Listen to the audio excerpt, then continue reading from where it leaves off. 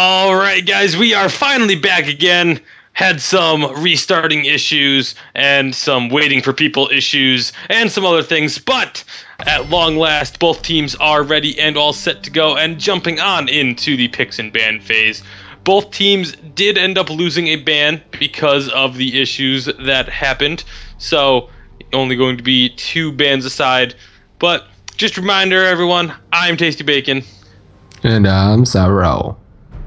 We're going to bring you the action in our final game of Week 4 here at the League of Legends Amateur Summoners Tournament. So we do see Xerath and Katarina being the first 2 champions banned away, followed by a Lucian, and this one should be then our final ban, as it is going to be thought about. It's going to be thought about extensively and taking plenty of time to make sure that they get the ban that they want, because they don't have another one after this. Nidalee is the final ban, and now we just have to wait out the last 2 ban timers, because both teams again lost one of their bans.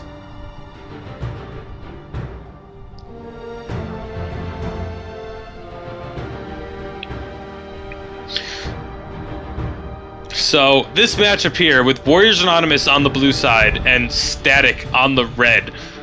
Static is actually currently only sitting 1 game behind Warriors Anonymous in the standings. So if Static can pull out this victory, it will put them tied with Warriors Anonymous in Division B. However, it would be a bit of an upset, as Warriors Anonymous is still sitting at undefeated at the top of the bracket. So it would be an upset to come out if Static can pull out the victory, but if they do, they will be now then tied in first place and that much closer to earning a spot in the semifinals.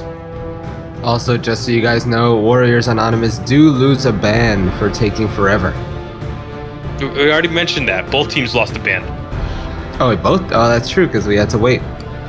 Yeah, they both lost the ban. That's why there's only 4 bans out in total, 2 from each team. And now we see a possible Garen. I would love to see Garen get played. I love Garen. Garen's easily my favorite champion in the game. He was the first champion ever played, and is still to this day my favorite champion in the game. But instead it is going to be a Morgana being locked in by Moritis. I'll have to see where they're going to go with that. Morgana being a huge flex pick. You know, he could hold on to that in the top lane, or it could go over to AKJ Show and support, or it could even go into its Tigger's hands in the mid lane. We'll have to see. I mean, that's obviously going to be Morgana 80 carry. That would be an interesting one. A very ineffective one, but an interesting one. We do see Kennen and Nautilus being hovered over here. And although now to mention, Nidalee, did 1 game go 80 carry Nidalee. So you never know. He has pulled out some strange 80 carries before. It's totally gonna be Karthus 80 carry. Because that auto attack animation is totally meant for 80 carries. Alright, so it is going to be Kennen and Nautilus getting locked in there for the side of Static. And very quick pickups of the Hecarim and the Nunu. So that's probably going to be your top in jungle right there. Actually, no, Hecarim could also be mid. I take that back. Hecarim could be mid. Hecarim 80 carry. How about Nunu 80 carry? Using that blood boil? No, Hecarim. Has to be Hecarim starting Infinity Edge.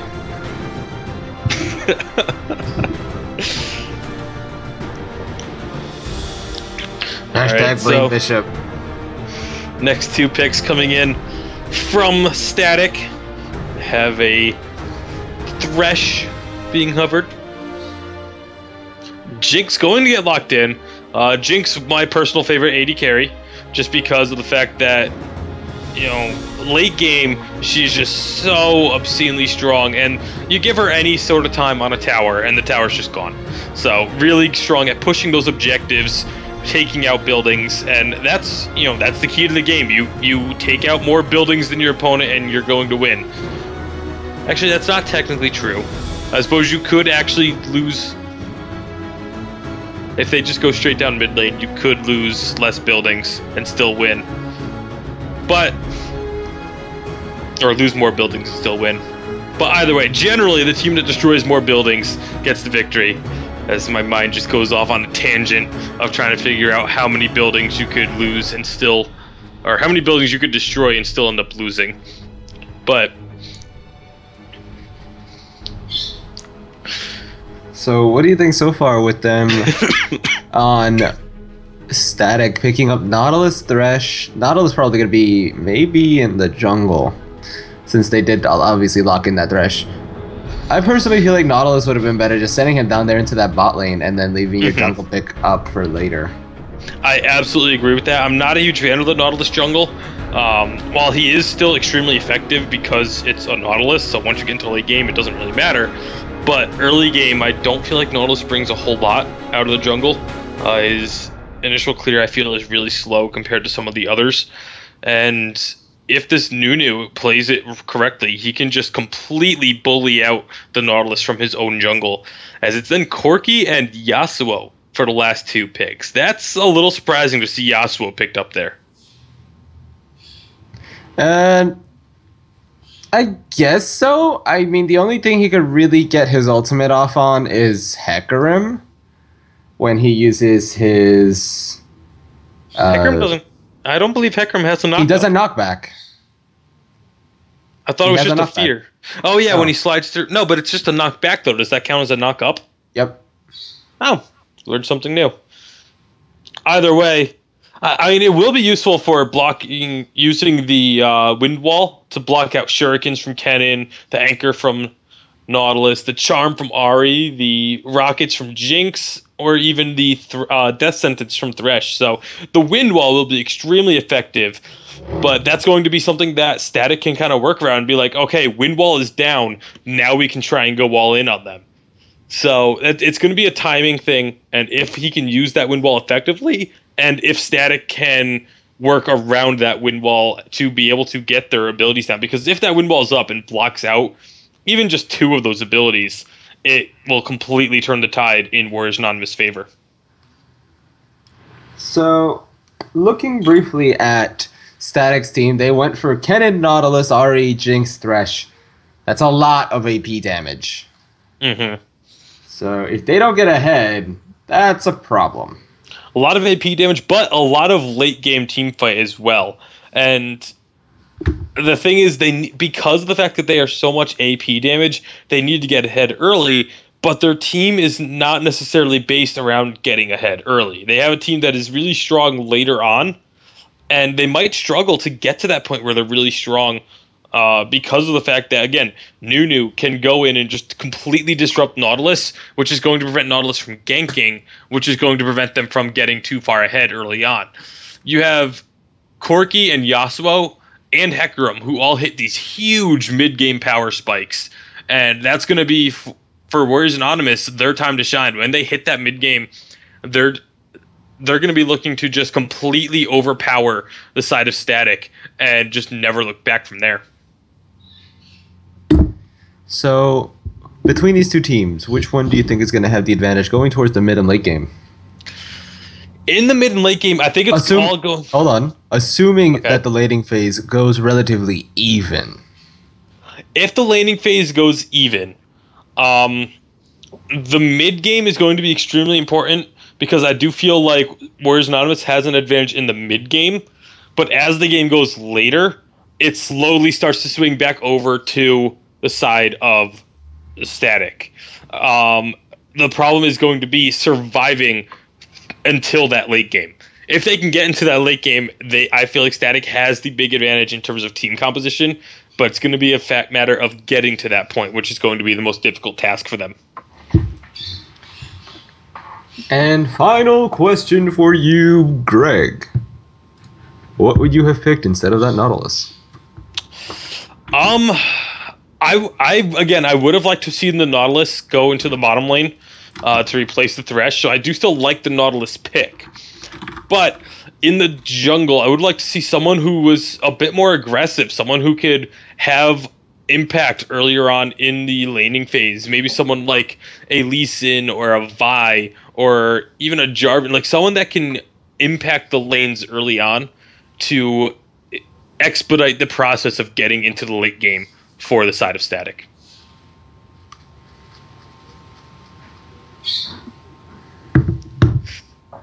So we do have just a little bit longer until we get over to the loading screen. Approximately 30 seconds left on this timer. And we'll be seeing how Week 4 rounds out. And who's going to be standing, if Warriors Anonymous will be standing alone with an undefeated record in the Division B, or if Static will be able to overcome the odds and tie themselves for first place in that division. And 3, 2, 1. And we are now underway. Somewhat. Hey, wait, almost there. Come on, league client, you can do it. It's the little client that could. Just chugging up the hill. Just trying to make it. There it goes. On the side of Warriors Anonymous, we have Moritis in the top lane on Headless Hecarim. Jack Sparrow 111 in the jungle with Nunu Bot. It's Tigger in the mid lane on Project Yasuo. And AD carry is Feedly with Dragonwing Corki, and AKA J Chu rounds it out and support with Blackthorn Morgana. And then for Static, we have Ganondorf on Deadly Cannon in the top lane. Ninja Kiwis as Warden Nautilus in the jungle. No Skin Ari for Derek Jeter 9 in the mid lane. Monkey Dude with Firecracker Jix as the AD carry, and Raunchous Spider as a Deep Terror Thresh in support. One big thing to point out is the difference in the mid lane. Yasuo opting for the Ignite, while Ari takes an Exhaust. Very common to see the mid laner going up against Yasuo to take Exhaust, so that when he goes in with that knock-up, you can just drop the Exhaust on him and just heavily decrease the damage of his ultimate. So 2 Exhausts going to be coming out from the side of Static to try and help deal with that. You also have to wonder if that top lane is going to be a point for Nautilus to try and gank early on because of the fact that there is no flash from the Hecarim. It's very common to see Hecarim not take flash because of the fact he wants that extra kill pressure, and he has so much mobility built into his kit. But be interesting to see how they decide to play around that, if they do at all. And looks like we're just waiting on Ganondorf. Mine is actually waiting on Ganondorf and Monkey Dude. And Raunchy Spider. And Raunchy Spider, yep. Oh, Ganondorf connected.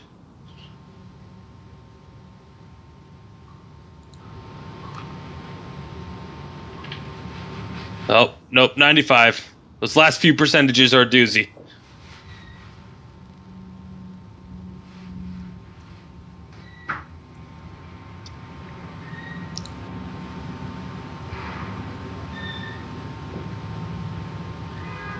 Oh, man. So I'm expecting... Oh, wait, there we go. There we go. 1 more percent. Oh, Ganondorf. That last percentage is always the most difficult. All right, over. Say that Warriors Anonymous win the skin war as well as the loading war. Yeah, that's for sure. Loaded in significantly faster. I'll have to see if maybe there's going to be a pause coming out as soon as we load in because of this. I would not be surprised. Usually when there's just a problem with the client taking this long to load in, it's because someone was disconnecting.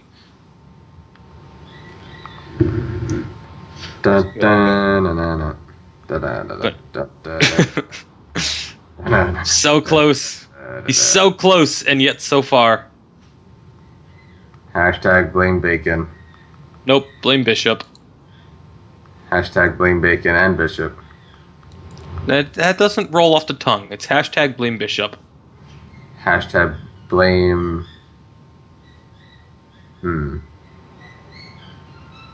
Bishop.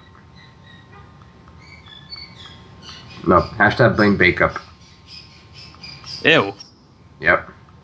Ew. Yep. No. Yep. No. Ew. Yes. Oh, he's at 100%. And we're still not loaded in. There we go. Finally loaded onto the rift. We'll have to see if that instant pause comes out or not. Let's see. Doesn't look like Do we it have will. a duck? I don't see a duckling. Let's see if we can find that Bard logo. I still can't find it. I'm already looking for it.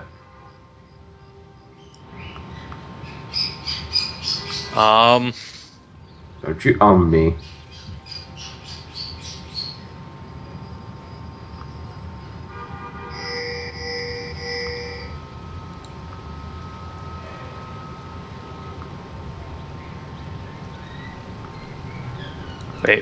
Wait.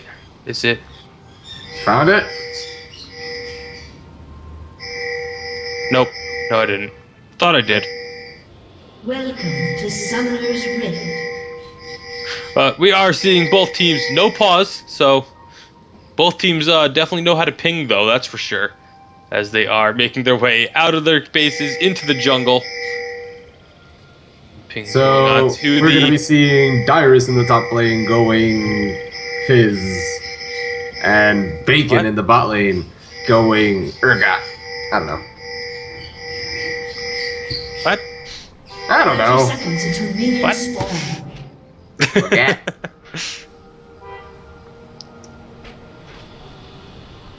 Either way, we are going to be Double seeing hard man a full invade. double invades, but on opposite sides of the map.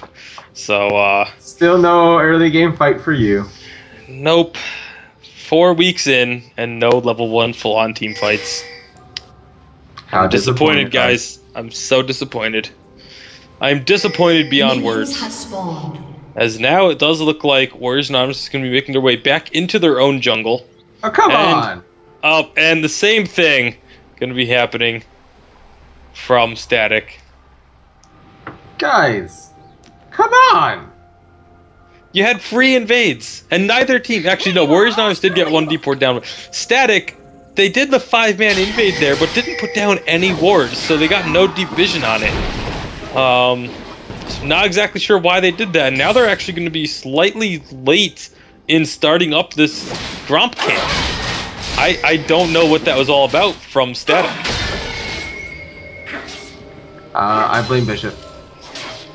Yeah, I'm gonna go ahead and blame Bishop as well. As so not only is Nautilus have a generally slow start in the jungle, it just got delayed by a couple seconds there even further. And Nunu is gonna finish off his first buff here, and we'll have to see if he does decide to go and start invading immediately. Hecarim did go ahead and start off on the Raptor camp. Went back to base and teleported out to lane.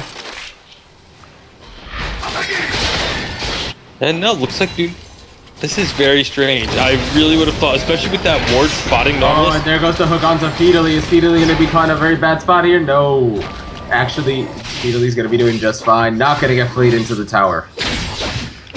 Yeah, it's still only level 1, so the flay not available. No, he was level 2. Nope, I'm almost positive he was level 1. Oh, he was level 2. We will go back and find the replay of this afterwards. We will see that he was level 1. Winner gets the blame Bishop. And now we see the He's going to invade. be getting engaged on by It's Tigger. It's Tigger going to be eating a charm to the face. He's also going to get stunned up by Nautilus. Is he going to look to get the finishing blow there?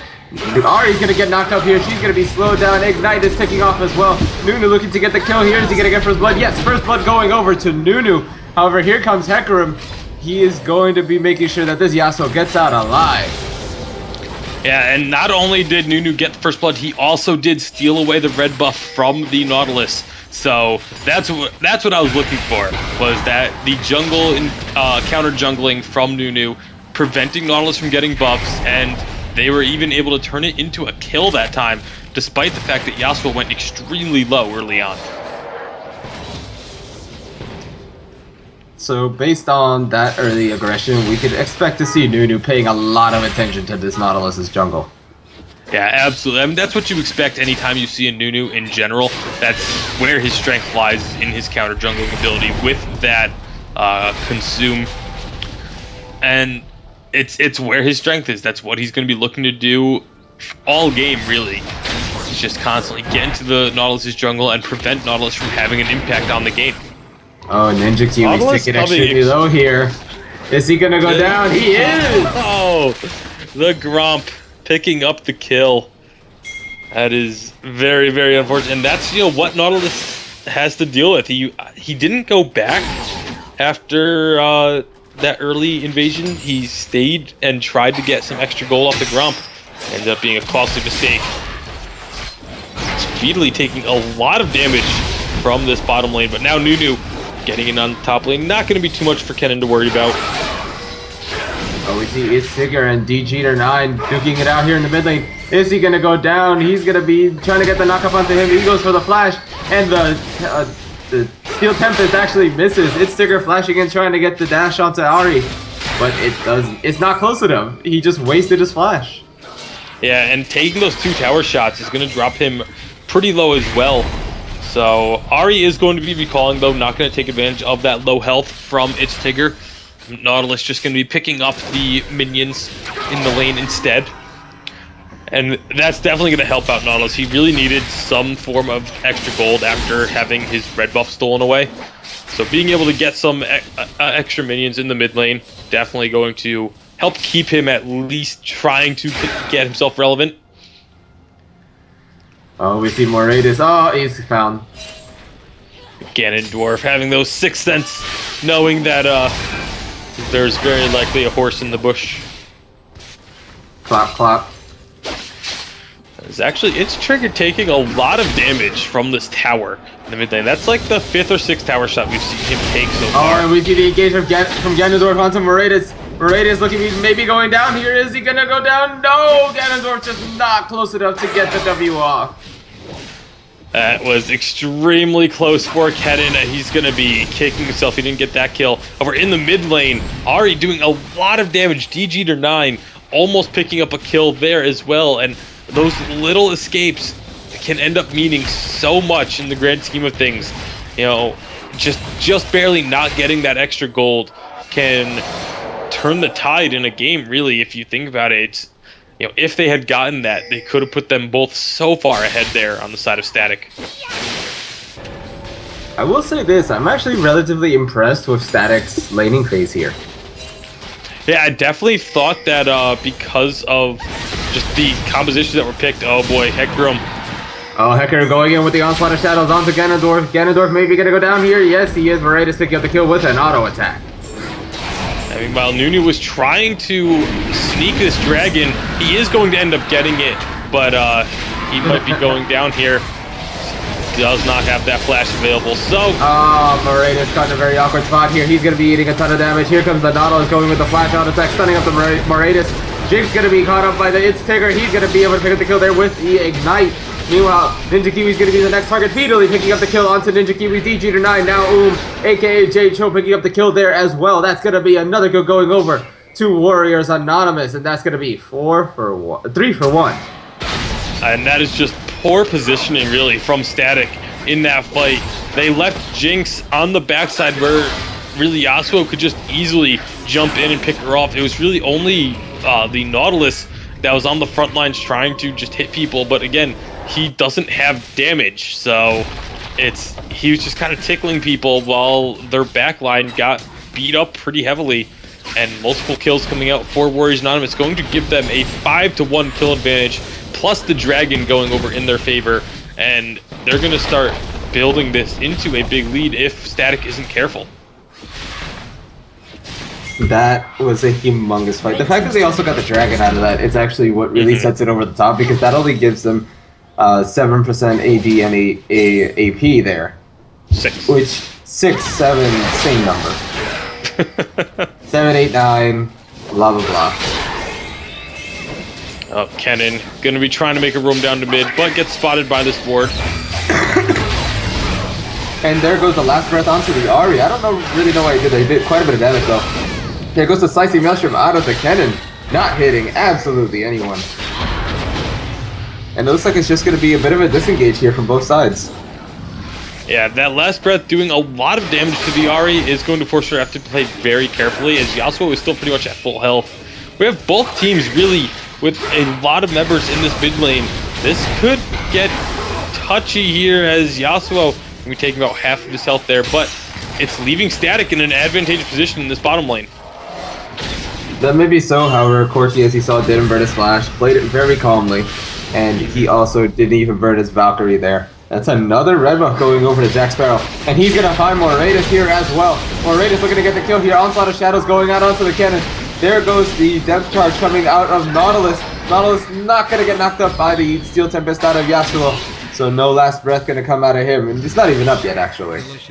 That depth charge was so big for Nautilus. It absolutely saved Kennon's life there, and thankfully for Kennen that Nautilus was there. They walked right into the trap. Oh, and the landing onto Trigger. Oh, and there goes the Super Mega Death Rocket landing onto him as well. Is he going to get engaged on by this Thresh, though? Looks like they're going to try and go for it. Here goes the Steel Tempest out of him. The Tornado does land. He should be fine. Yeah, unfortunate for Static. Again, another near kill for them. And that's been the story of their game so far. That's 3 kills that they've almost had that just barely got away. And right now for Warriors Anonymous, Corki gonna try and set a trap for Jinx.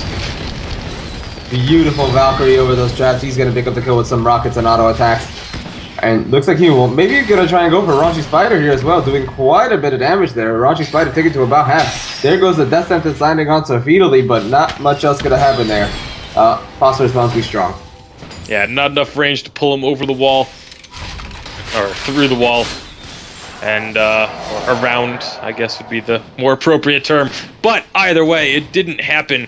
And so Feedly just going to be staying strong in this lane. He knows he's got a few seconds before Jinx gets back down there. So he's just going to clear out those minions and make his way on back. He's got himself a 40 CS advantage in that lane. There's about a 30 CS advantage in mid for Yasuo over DJeter.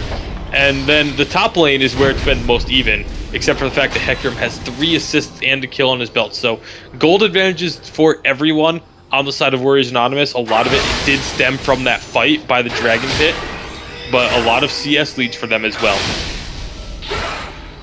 Tigger really wants to look to try and get a kill here onto this Ahri. He has not really been able to get a solo kill onto her just yet. However, she's just stunning him under tower constantly. He's looking to try and pick up this tower. Blood Boil goes off onto him. They're going to be able to take this outer tower, and Ahri's going to be forced to use her Spirit Rush away over the wall. Yeah, I'm not sure if she actually had to go over the wall with it. Oh my goodness. That was a beautiful knockup there. The Nunu ultimate didn't quite land. Absolute Zero not doing enough damage there. Ahri is going to be able to live.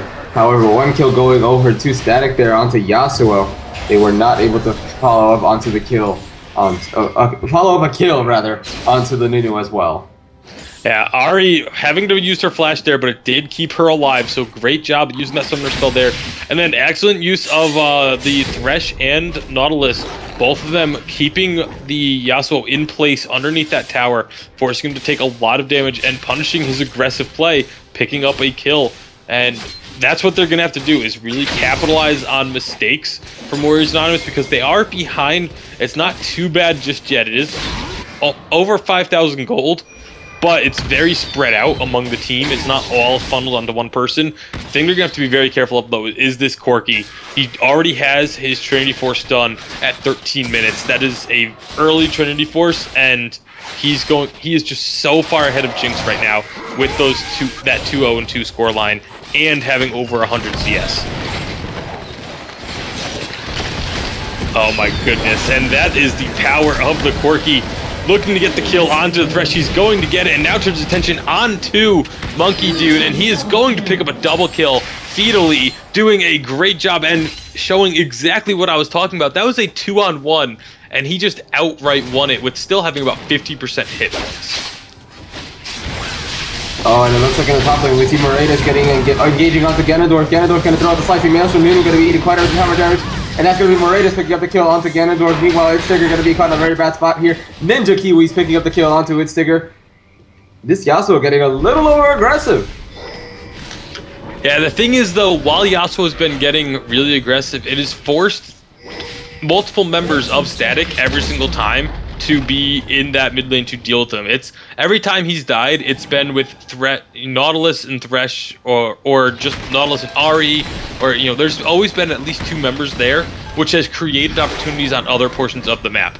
Corki is so far ahead now that Morgana's just able to roam at will. You have Hecarim starting to pull ahead of the Kennen in the top lane as well. So while Yasuo hasn't been having the best of games for himself on its Tigger, both Fiddly and Moritis have been just having free reign of their lanes and are both getting very strong, as Moritis is starting to work up towards the Infinity Edge after getting his home guards, of course, because it's a Hecarim. So both of those two are going to be so difficult to deal with, as they are hitting their mid-game power spikes very early on. And we see, maybe going to be seeing DG to not getting engaged on. That is going to be the last one coming out of Yasuo. Is he going to be able to get the kill? He does flash. Steel Tempest gets the kill there.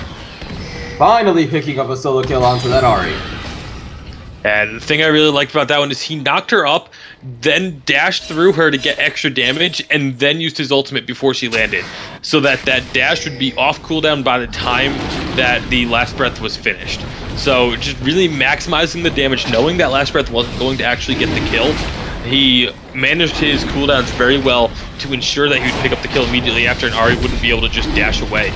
And now this is going to be the second dragon of the game going over to Warriors Anonymous. No attempt at contesting it from Static. They just really didn't even have a chance to. So what do you think Static has to do at this point to really push ahead of Warriors Anonymous? It's going to be really tough because, again, you have that Corki who is so strong right now. 4-0-2, has a BF sword after that Infinity Edge. They need to try and find a way to shut him down, but they're putting so much effort into this mid lane because you have 4 members of Static in the mid lane, while Corki's just on his own in the bottom. He is going to be moving over now, but this could end up going south for them if Corki gets his way on over. Oh, his Sigurd does have the tornado up. Is he gonna use it though? That's the question. Oh, maybe. Is he gonna get the engagement? Whoa, he lands a blast with those 3 members of Static, forcing an exhaust out of them. There goes Monkey Dude taking a ride on the Thresh Lantern, but he finds a Corki, not where you want it to be. Corki picking up the kill there onto the Jinx. J-Cho picking up the kill onto the Raunchy Spider. Jack Sparrow picking up the kill onto the Kiwis. And Moritis picking up the kill onto DG9. Yeah, 4 kills for none there from Warriors Anonymous, and that is exactly what I was talking about. As soon as Corki got close enough, they went for the engagement, and it just, when Static thought that they could escape the fight, they went over the wall, and there's just a fed Corki sitting there waiting. Corki now sitting at 5-0-4 for Fiddly. He's just been absolutely dominant in that bottom lane, and now we're going to have the first inhibitor going down. Super Mega Death Rocket coming extremely close to a kill there, but again, story of the game for Static. Extremely close to a kill, but not quite picking it up. Oh, is Fiddly gonna go down here though? Oh, the anchor toss does not land. Neither does the second one, as he knew he had that Valkyrie to get himself out of there, and they passed the red buff over to Fiddly. Looks like Moritis wants this kill. Yup, he just... wow. Thresh not able to do anything there, and now Moritis could be in a bit of trouble here, but he should be able to avoid this. Although he gets charmed. Moritis, he ignites the king. Oh, the nope. over-deception not landing. That pony speed being too much, and another near kill just getting missed out on from Static. I'd say, other than, again, the positional error at that first dragon fight, which is really what started this. That's really what got Warriors Anonymous the lead, and they just haven't really looked back from there. Static has been playing pretty well. They've come so close on so many occasions to getting kills, and especially earlier on in the game, it would have gotten them that early advantage that maybe they could have then used to snowball as Warriors Anonymous has, but unfortunately just not quite being able to finish off kills.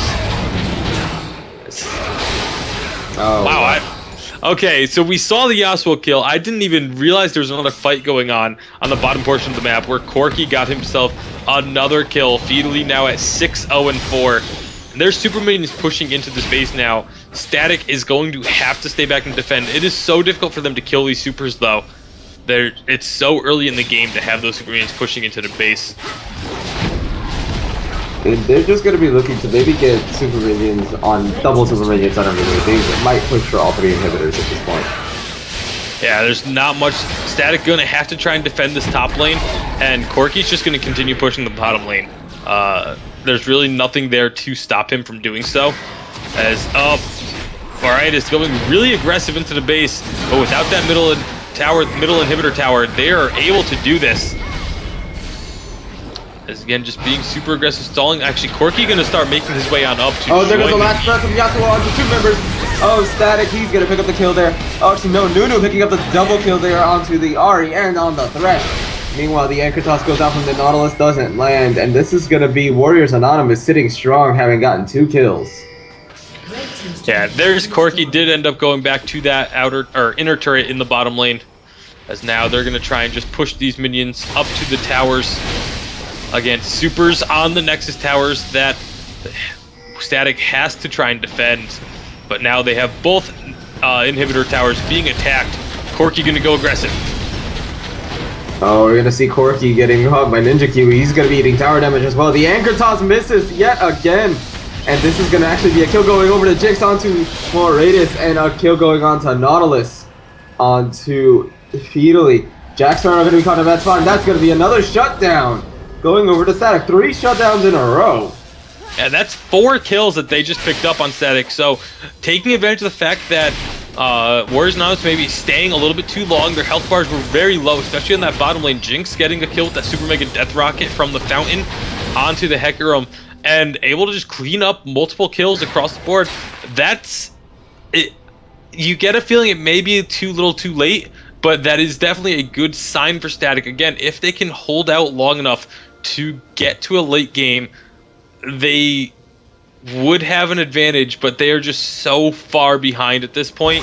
13,000 gold, and you look at the item builds, there's very few items in comparison to what Warriors Anonymous has for Static. So I don't think they're going to have what it takes to come back, but if they can play some super strong turtle defense, I mean, take a look at these towers. You know, you have both inhibitor towers extremely low, and I don't think that they're going to be able to defend that, as actually Hecarim just going to go and take that without any minions.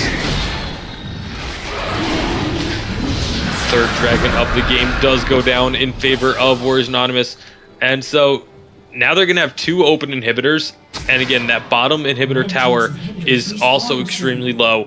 They can do the same thing to that tower if they really wanted to. Oh, and it looks like his sticker gonna be caught in a very bad spot here. Is he gonna be going down? Yes, he is. Kill going over to Ahri there. Meanwhile, in the bot lane, we see them pushing in for another inhibitor.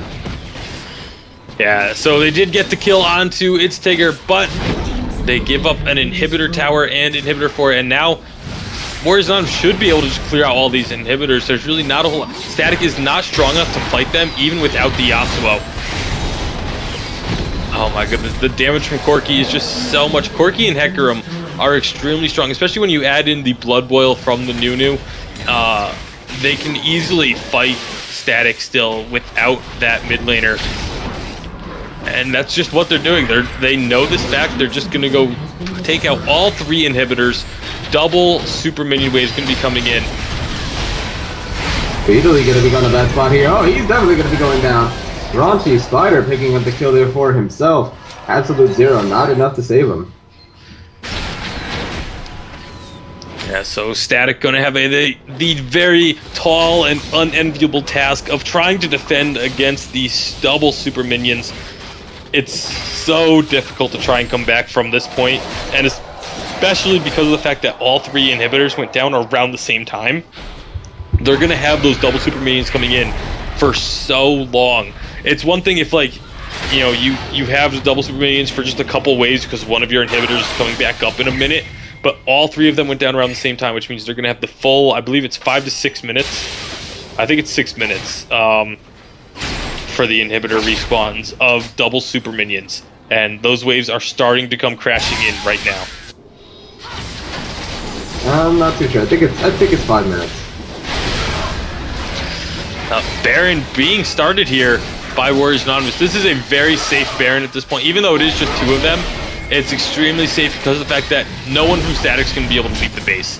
They have to stay and defend. Look at this. Jinx going really low just from trying to fight these minions, and Hecarim takes full advantage. Well done. Pony Express picking up the kill there. Ninja Kiwi's going to be the next target, but looks like they have their eyes on that Nexus. 1 turret down, next turret's going to be going down shortly. That's going to be the second Nexus tower now down. So many giant super minions in the base of Static. And it looks like this should definitely be the game for Warriors Anonymous. Now Mariah's picking a kill onto the Thresh. Jack Sparrow getting a very long absolute 0 out on them, but that's going to be the end of the game. Yep, and just for fun fact, it is 5 minutes on the inhibitors. You were correct, but Warriors Anonymous picking up the victory here in just 25 minutes, 21-9 on the kill count, destroying every single building of Statics. Another strong performance from them, showing why they are currently undefeated, sitting at number 1 in Division B. That does give them a 2-game lead over everyone else in the division, which, with only 5 games left, that 2-game lead could be... They're going to be looking to try and clinch a berth into the semifinals within the next coming couple weeks. And so looking at like the team to beat out of that Division B is Warriors Anonymous. Congratulations to them. That is going to just about do it for us here on the League of Legends Amateur Summoners Tournament.